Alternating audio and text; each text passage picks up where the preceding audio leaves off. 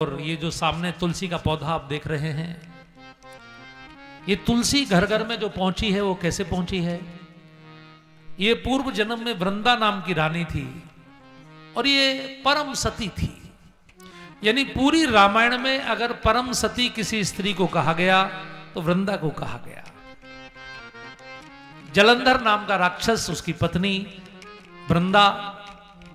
आप जब भी वैष्णो देवी दर्शन करने जाएंगे, जम्मू कश्मीर पंजाब जाएंगे, तो रास्ते में आपकी ट्रेन जलंधर कैंट होकर जाएगी। जलंधर एक बड़ा स्टेशन है, एक बड़ी छावनी है, और अब से नहीं, पिछले लाखों वर्षों से पूरे देश में जो 51 शक्तिपीठ हैं, उसमें से जो उत्तर भारत की सारी शक्तिपीठ हैं, उनकी प्रधान शक्तिपीठ जलंधर है। लेकिन लोग जानते नहीं हैं, इसलिए लोग वहां कम जाते हैं। जलंधर में देवी का तालाब है, बहुत सिद्ध स्थान है। यानी पूरे उत्तर भारत की सबसे प्रधान शक्तिपीठ जलंधर मानी जाती है। वहीं का राजा था बहुत बलवान, लेकिन राक्षस हो गया, तो पूरी धरती पर उसने कब्जा कर लिया। त्राही त्राही मच गई, सारे देवता उसको नहीं जीत पाए। भगवान शिव भी उससे बहुत बार युद्ध किए, मार नहीं पाए। शंभु कीन संग्राम अपारा, धनुज महाबल मरई न मारा। क्यों नहीं मरता था? क्योंकि उसकी पत्नी परम सती थी। ये ध्यान रखिए, आपके जीवन की जो पवित्रता है, उसका बहुत बड़ा इफेक्ट आपके पूरे जीवन पर पड़ता है। चाहे वो पति हो, चाहे वो पत्नी हो। हमारा जो मॉरल वैल्यूज हैं, हमारे जो सिद्धांत हैं, हमारा जो चरित्र है, उसकी बहुत कीमत होती है। इसलिए उसकी पत्नी को परम सती लिखा गया है। यानी सतीत्व के जितने भी गुण हो सकते हैं, उसमें से 100 में से 110 नंबर लेने वाली परम सती असुराधिप नारी। तो ये जो वृंदा जिसकी कथा आप सुन रहे हैं, ये परम सती है, परम सती। इसलिए माताएं जो करवा चौथ का व्रत रखती हैं, वो वैसे ही नहीं रखती है। अगर माताएं कार्तिक स्नान कर रही हैं अपने बच्चों के लिए, तो व्यर्थ नहीं जाता है। अहोई अष्टमी का व्रत रखती हैं, व्यर्थ नहीं जाता है। उन सबका परिणाम होता है। वृंदा के तप के बल से साक्षात महामृत्युंजय महाकाल महादेव भी उसके पति को नहीं मार पाए। वो बार बार आईसीयू में एडमिट तो हो जाता था, लेकिन बच जाता था, मरता नहीं था। ये पत्नी अगर तप करे तो पति के लिए, और पति अगर तप करे तो पत्नी के लिए, दोनों के लिए एक दूसरे का तप हमेशा काम आता है। और माँ बाप के किए हुए धर्म सत्कर्म उनके बच्चों का भाग्य बढ़ाते हैं। कोई भी कर्म निष्फल नहीं जाता, सबका फल होता है।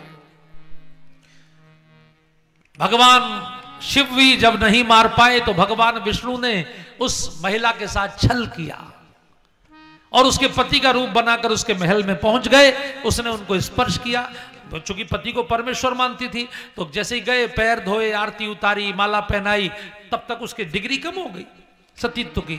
और भगवान शिव ने युद्ध भूमि में उसका सिर काट दिया। कटा हुआ सिर लेकर जब मंत्री आए, तो वो चक्कर में पड़ गई, असली कौन है? ये असली है कि वो असली है?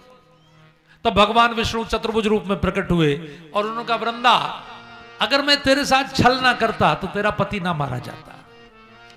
मैंने देवताओं का काम सिद्ध करने के लिए तेरे साथ छल किया। छल कर टारे उतासो व्रत प्रभु सुर कारज कीन, और जब ते ही जाने वो मरम तब श्राप कोप कर दी। ऐसा भक्त देखा है जो भगवान को श्राप दे सके? देखिए भक्त की ताकत।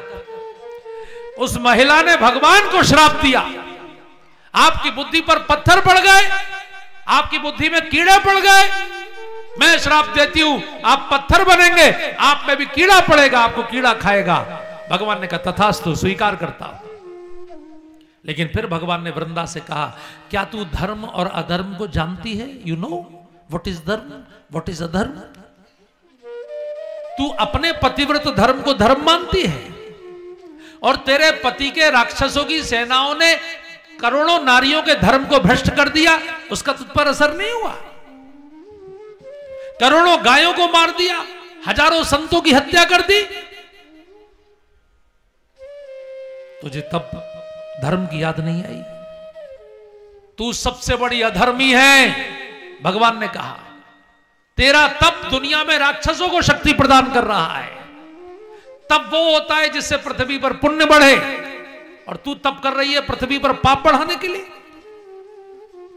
तब वृंदा को समझ में आया। आप भी ध्यान से सुन लेना, क्रिया से धर्म और अधर्म नहीं होता, क्रिया के उद्देश्य से होता है। जैसे हत्या करना अधर्म है, लेकिन अगर कोई सैनिक अपनी सीमा की रक्षा के लिए दुश्मन सैनिकों की हत्या करता है तो उसको परमवीर चक्र प्रदान किया जाता है, क्योंकि वहां पर वो धर्म है। क्रिया से धर्म अधर्म नहीं होता, क्रिया का उद्देश्य क्या है। अगर समाज में प्रेम बढ़े, समाज में भाईचारा बढ़े, सद्गुण बढ़े, ऐसे सारे कर्म धर्म है। जिनसे पर्यावरण की रक्षा होती हो, सारे कर्म धर्म है, और जिनसे पर्यावरण का विनाश होता हो, ऐसे सारे कर्म धर्म है। तो धर्म और अधर्म की बड़ी बारीक परिभाषा है। वृंदा ने क्षमा मांगी, भगवान ने उसे वरदान दिया कि अगले जन्म में तू तुलसी बनेगी और मैं शालिग्राम बनूंगा। और तब तुलसी विवाह में, आज भी शालिग्राम का तुलसी का विवाह कराया जाता है, वो आप सब जानते हैं। तो घर घर में जो तुलसी मैया है, वही वृंदा है जो परम सती है। तो भगवान के अवतार की कथा आप सुन रहे हैं।